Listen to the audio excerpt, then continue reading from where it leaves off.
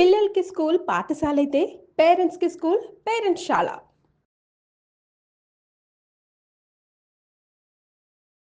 శ్రీమాత్రే నమః. శ్రీ గురుభ్యో నమః.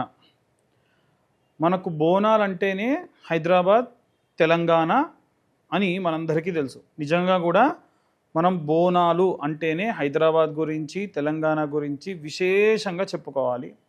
చాలామందికి తెలవని విషయం ఏంటంటే, మన తెలంగాణ ప్రాంతానికి ఆనుకొనున్న ఇతర రాష్ట్రాలు, ఆంధ్ర రాష్ట్రం కానివ్వండి, కర్ణాటక రాష్ట్రం కానివ్వండి, ఇలాగే మనకు మహారాష్ట్ర కానివ్వండి, అక్కడ కూడా బోనాలు చేస్తారు. చాలామందికి ఈ విషయం తెలియదు.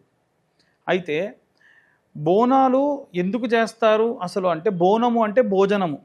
మనం అమ్మవార్లకు ఈ యొక్క బోనము భోజనము పెడుతూ ఉంటాం. ఈ బోనాలు వాస్తవంగా అమ్మవారికి సంబంధించి చేసేటువంటి గ్రామ దేవతలకు చేసేటువంటి పూజాది క్రతువులు. అందులో ఆషాఢ బోనం, శ్రావణ బోనం అని చేస్తూ ఉంటాం. అసలు ఈ గ్రామ దేవతల దగ్గర ఈ యొక్క ఆచారాలు, వ్యవహారాలు ఎలా వచ్చాయి అని గనక మనం చరిత్ర చూసుకుంటే, మనందరికీ తెలిసినటువంటి రహదారులు, హైవేలు ఇప్పుడు ఉన్నాయి కదండి. ఇవే కాదు, ఈ హైవేలు లేక మునుపు ఉన్నటువంటి దారులు, అడవి మార్గాలు, రాతి దారులు అని ఉండేవి. ఈ దారుల మధ్యలో కొండ శిఖరాలు ఒకదానిపై ఒకటి పడి ఆ యొక్క అమ్మవారి రూపాలు దాల్చేటువంటి వాళ్ళు.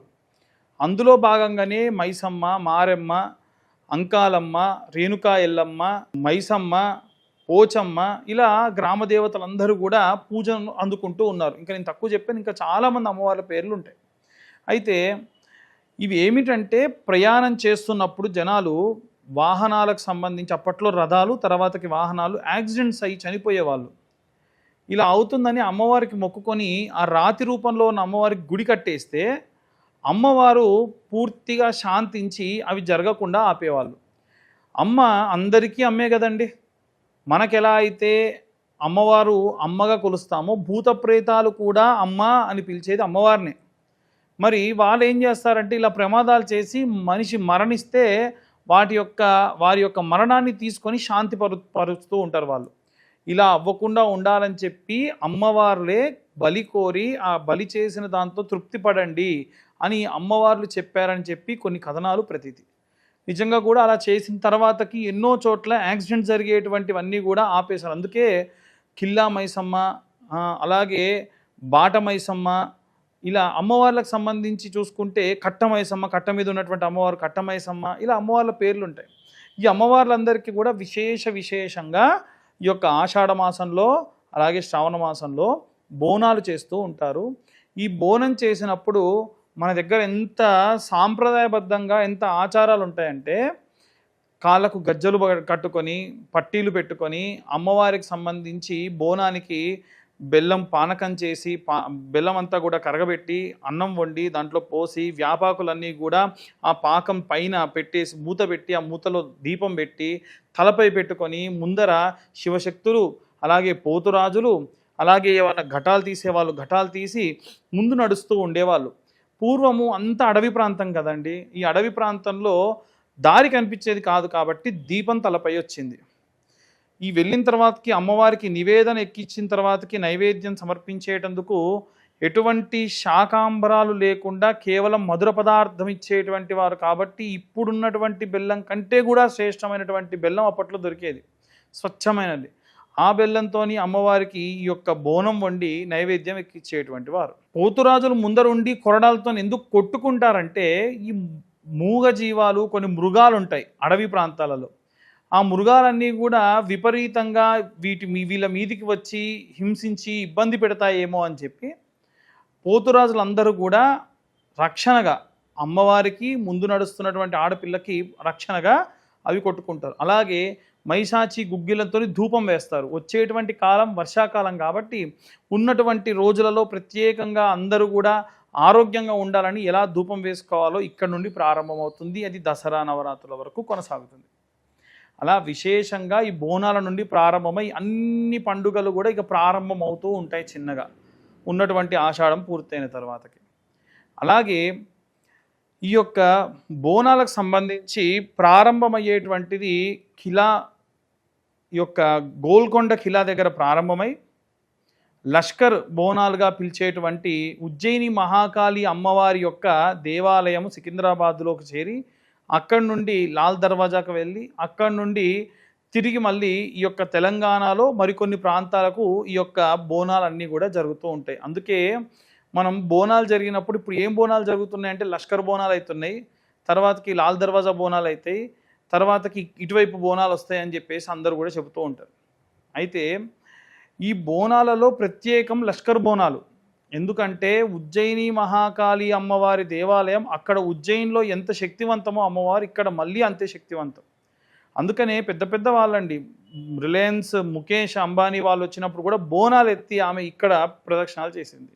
ఎంతోమంది సెలబ్రిటీలు, ఫారినర్స్, ఒబామా వచ్చినప్పుడు కూడా మహంకాళి టెంపుల్కు వెళ్ళి మన హనుమాన్ టికేడీలో ఉన్నటువంటి ఆంజనేయ స్వామి గదను పూజ చేసుకొని ఆయన ధరించిన తర్వాతకి ఆయన ప్రెసిడెంట్ అయ్యానని కూడా చాలా చోట్ల చెప్పాడు.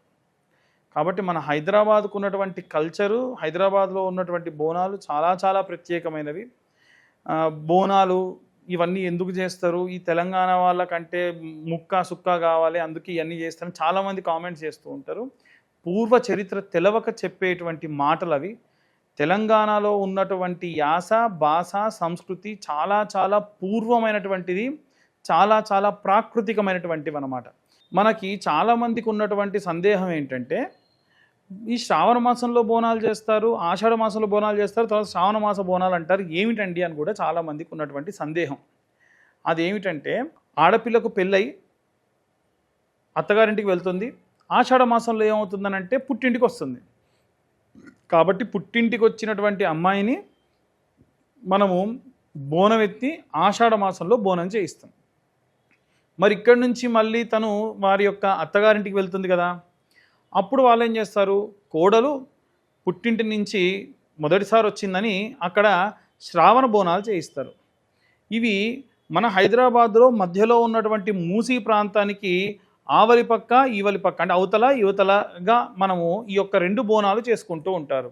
ఎక్కువ శాతం మూసీ యువతలి ప్రాంతం అంతా కూడా శ్రావణ బోనాలు చేస్తూ ఉంటారు, అవతలి పక్క అంతా కూడా ఆషాఢ బోనాలు చేస్తూ ఉంటారు.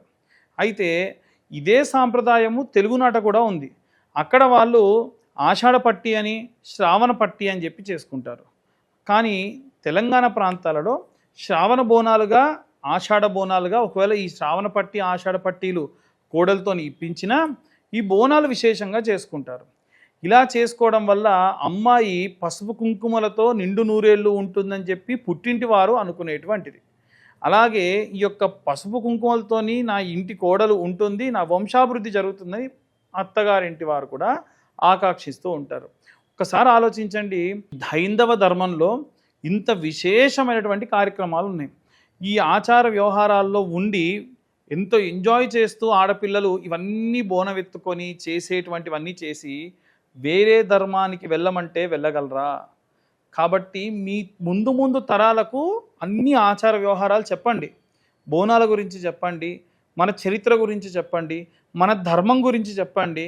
ఎంత ప్రాకృతి సిద్ధంగా మనం ఉంటున్నాము, మన ధర్మం ఎంత గొప్పదనేది తల్లిదండ్రులు ఎడ్యుకేట్ చేయాలి.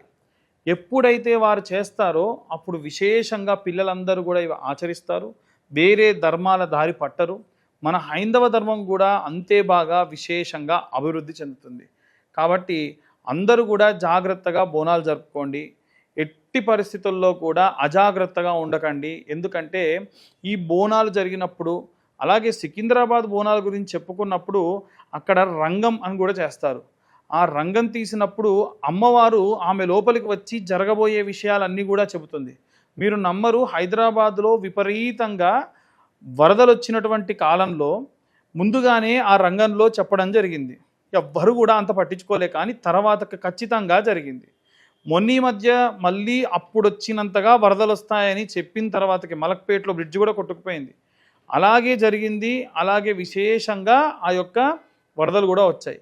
కాబట్టి రంగంలో అమ్మవారు కాలజ్ఞానాన్ని చెబుతుంది.